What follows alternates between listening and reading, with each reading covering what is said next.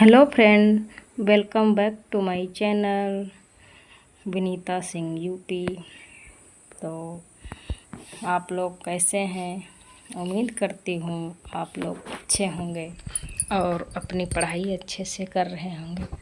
तो ये मेरा नाइट का स्टडी ब्लॉग है, क्योंकि मैं नाइट में अपने आप को ज़्यादा अच्छा महसूस करती हूँ कि हाँ पढ़ लूँगी नाइट में। क्योंकि देखो, मेरा छोटा बच्चा है तो वो दिन में तो बहुत परेशान करता है। तो मैंने पहले तो दिन का टाइम टेबल बना रही थी कि ऐसे ऐसे दिन में कर लेंगे, लेकिन नहीं हो पा रहा है, क्योंकि वो दिन में अब दिन भी इतना छोटा हो रहा है तो कहीं कहीं कभी कभी वो सोता है, कभी नहीं सोता है। तो इसलिए मुझे दिक्कत हो जाती है, मैनेज नहीं हो पा रहा है कुछ। तो इसलिए मैं नाइट में अब पढ़ाई करती हूँ। तो आप लोग भी बताएं कि आप लोग दिन में अच्छा पढ़ लेते हैं कि रात में, और कौन कौन दिन में पढ़ता है और रात में कौन कौन पढ़ता है। तो मैं तो यही मानती हूँ, जिनके छोटे बच्चे हैं तो वो रात में पढ़ें तो ज़्यादा बेटर होगा। क्योंकि मैं ये अपने महसूस करती हूँ कि रात में ज़्यादा अच्छी पढ़ाई हो जाती है, क्योंकि रात में ये चिंता नहीं होती है कि बच्चा अभी खेल के आ जाएगा या अभी कुछ यहाँ पे इधर से उधर कमरे में करेगा। क्योंकि जो कुछ रखा होता है, मान के चलो छोटे बच्चे होते हैं, वो इधर से उधर पूरे कमरे में सामान बिखेरते रहते हैं। तो यही है कि जब रात में बच्चे सो जाते हैं तो अपने आप को बहुत आराम महसूस होता है और हम लोग अच्छे से पढ़ाई कर लेते हैं। तो मैं इसलिए रात का टाइम चुनी हूँ कि रात में मुझे पढ़ना है। तो रात में कोई डिस्टर्ब नहीं करने वाला होता है, और आराम से जो भी लोग सोने वाले हैं वो सोते रहते हैं अपना, तो आराम से पढ़ाई हो जाती है। तो इसलिए मैं रात में ही पढ़ती हूँ। तो आप लोग कमेंट करिएगा कि रात में कौन कौन पढ़ता है। तो मैं भी आप लोगों के जैसे ही पढ़ रही हूँ। कोई ये नहीं है कि मैं बहुत जानकार हूँ और बहुत ज़्यादा होशियार हूँ, तो ऐसा नहीं है। आप लोगों के जैसे ही हूँ, जैसे आप लोग पढ़ाई करते हैं, तैयारी करते हैं, तो मैं भी वैसे ही तैयारी करती हूँ। और मैं एक हाउसवाइफ भी हूँ और बच्चा भी है। तो यह है सब कुछ मैनेज करते हुए और पढ़ाई कर रही हूँ। तो बाकी मेरा सीटेट और यूपीटेट क्वालिफाई है, और अब रही टीजीटी और पीजीटी, यही टीचिंग एग्ज़ाम की एलटी ग्रेड वगैरह इन सभी की बात, तो इनमें भी फॉर्म पड़ा है। तो अब बस इसी की तैयारी कर रही हूँ। और जो कुछ मेरे तैयारी होती है या यही प्रिपरेशन होती है, तो ये मैं यूट्यूब पे यही ब्लॉग के माध्यम से डाल देती हूँ, ताकि आप लोग साथ में पढ़ाई करें और मैं भी आप लोगों के साथ ही पढ़ाई करूँ। तो थोड़ा मेरा भी मन लगता है पढ़ने में कि हाँ चलो कोई पढ़ रहा है हम लोगों के साथ, तो अच्छी पढ़ाई हो जाती है और थोड़ा मोटिवेशन मुझे भी मिल जाता है और आप लोगों को मिल जाता है। तो यहीं 12:45 बजा था, तो आप लोग जैसा कि देख सकते हैं। तो रात में वहीं बाकी नींद किसको अच्छी नहीं लगती है, नींद तो सभी को प्यारी होती है, सोना कौन नहीं चाहता है। तो ये देखो, मेरी जो ये कॉपी है, तो ये है काव्य शास्त्र की, जैसा कि आप लोग देख रहे हैं। तो जिन्होंने बिजला सर की कोचिंग ली होगी वो जानते होंगे। तो ये मेरा बेटा सो रहा था, तो रात में ये डिस्टर्ब नहीं करता है, तो आराम से पढ़ लेते हैं।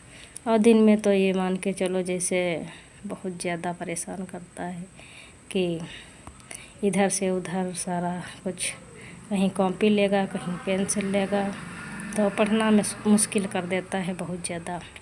तो ये आराम से सो रहा था, तो मैं पढ़ाई कर ले रही थी। तो जैसा कि कुछ लोगों को यही है कि जो मैंने कोचिंग लिया है वो कोचिंग कैसा है। तो देखो, कोचिंग वो बहुत अच्छा है, और सर भी कई परीक्षाएं क्वालिफाई कर चुके हैं।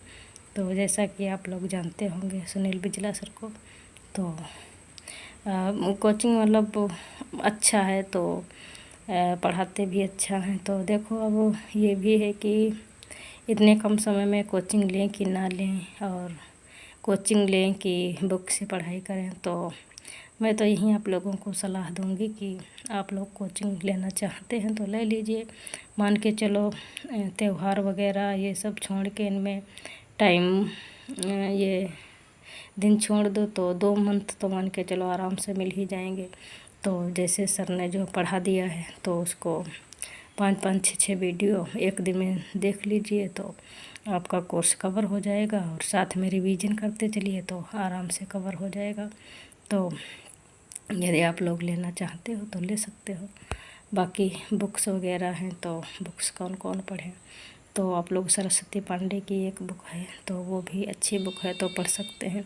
बाकी आचार्य रामचंद्र शुक्ल तो बहुत ही अच्छी बुक है, तो ये तो सभी को पढ़ना ही चाहिए। तो सभी लोग पढ़ते भी हैं, तो ये भी बुक अच्छी है, तो आप लोग इसको भी पढ़ सकते हैं। और व्याकरण के लिए वासुदेव नंदन की बुक सभी लोग बताते हैं। और ऑथेंटिक बुक जो होती हैं उनमें ज़्यादा मतलब वो होता है कि क्वेश्चन जैसे कुछ पेपर में यदि गलत वगैरह होता है जिस पे आपत्ति दर्ज कर सकते हैं, तो वहीं प्रमाणिकता ली जाती है। जो ऑथेंटिक बुकें होती हैं, प्रमाणिक बुकें जो होती हैं, तो उसी से मतलब वहीं क्वेश्चन मान्य होता है। तो यही है कि आप लोग कोचिंग लेना चाहते हो तो ले लीजिए, और नहीं तो यदि बुक से पढ़ना चाहते हो तो कोई बात नहीं, आप लोग बुक से भी पढ़ सकते हो। लेकिन देखो कोचिंग में ये होता है कि सर मतलब अपने आप पढ़ोगे तो इतना समझ में नहीं आता है, बुक कितनी बार पढ़ोगे, और टाइम भी बहुत कम है। तो सर क्या है मेन बढ़िया जो है लिखवाते हैं, बहुत जो इम्पोर्टेंट होता है, तो आराम से ये आप लोग लिख सकते हैं और लर्न कर सकते हैं। अब बुक में तो है ये पता नहीं चलता है कि क्या पढ़ना है क्या नहीं पढ़ना है। तो यदि कोचिंग लोगे तो ज़्यादा सही रहेगा, तो ले लीजिए यदि आप लोग लेना चाहते हो। और बुक से पढ़ना चाहते हो तो बुक भी ले लीजिए। तो मेरे नोट्स तो आप लोग देख ही रहे होंगे, तो मैं ये नोट्स साथ में ही बना रही हूँ। तो बाकी तो और उसके बाद देखो मैं काव्य शास्त्र पढ़ने लगी थी, तो काव्य शास्त्र पहले नोट्स पढ़ा, तो ये बुक है तो मैंने सोचा इस बुक को आराम से पढ़ा जाए, और तब तक जो मतलब टॉपिक आते हैं इसमें क्या टीजीटी और क्या इंटीग्रेट में, तो वो टॉपिक आराम से कवर कर लें और 2-3 बार इनको अच्छे से पढ़ लें। तो यही है। और इतनी रात हो गई थी तो नींद तो बहुत ज़्यादा लग रही थी, और थकान भी होने लगती है, क्योंकि घर के सारे काम करो उसके बाद फिर आराम करने का मन तो करने लगता है, लेकिन आराम करेंगे तो वही है कि कोर्स भी कंप्लीट नहीं हो पाएगा और रिवीजन नहीं कर पाएंगे। तो ये आराम करने का मन तो सभी का करता है, लेकिन क्या करें मजबूरी है।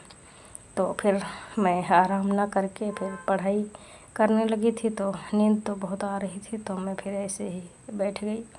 और मैंने सोचा थोड़ा, क्योंकि मेज पे ये कुर्सी पे बैठो तो पैर नीचे ऐसे लटकते हैं तो दर्द करने लगते हैं, इसलिए मैं ऐसे ही बैठ गई थी। तो फिर मैं यहीं पढ़ रही थी। तो यही है, आप लोग कोचिंग लेना चाहते हो तो ले सकते हो। इतना कम टाइम है, मतलब 2 महीना है, तो अरे जो करने वाले होते हैं तो वो 2 महीने में भी अच्छा सब कुछ कर लेते हैं। तो यदि आप चाहोगे तो सब अच्छा हो जाएगा और आप लोग कर भी लोगे। तो बाकी जो हाउस वाइफ हैं तो उनको तो थोड़ा कम टाइम मिलता है, लेकिन वो भी मैनेज करेंगे तो सब हो जाएगा, क्योंकि अपने आप पर निर्भर करता है कि हमें क्या करना है और क्या नहीं करना है, कैसे करना है। तो परिस्थितियों के आगे हार नहीं मानना है और हमें डट कर सामना करना है। और जो नेगेटिविटी फैलाने वाले लोग हैं उनसे दूर रहिए और हमेशा पॉजिटिव सोचिए। जो पॉजिटिव सोचता है तो उसके साथ सब कुछ पॉजिटिव होता भी है। ऐसा ही मतलब होगा तो निगेटिविटी फैलाने वाले जो लोग हैं उनसे दूर रहो, तो आप लोगों के साथ भी निगेटिविटी नहीं आएगी और आप लोग आगे बढ़ते रहेंगे। बाकी पॉजिटिव सोचिए कि मेरा सिलेक्शन होगा और मुझे एक सीट मिलेगी तो मिलेगी। तो यही मैं भी सोच रही हूँ कि एक सीट लेना है तो लेना है, तो इसलिए जी जान लगाना है। ये नहीं देखना है कि कितने घंटे हम पढ़ रहे हैं, और टॉपिक निर्धारित कर लीजिए कि हमें क्या पढ़ना है, आज क्या नहीं पढ़ना है, उसी हिसाब से पढ़ाई करना है।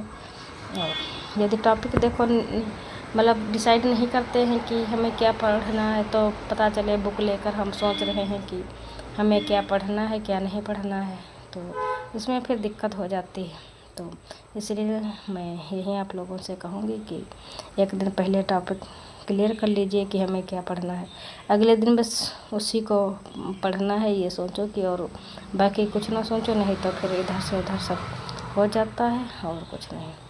तो ठीक है फ्रेंड, तो अब यदि आपको ये वीडियो अच्छा लगे तो इसे लाइक करें और शेयर करें और सब्सक्राइब करें। और अब आप लोगों को मैं मिलती हूँ अगले वीडियो में, तब तक के लिए बाय।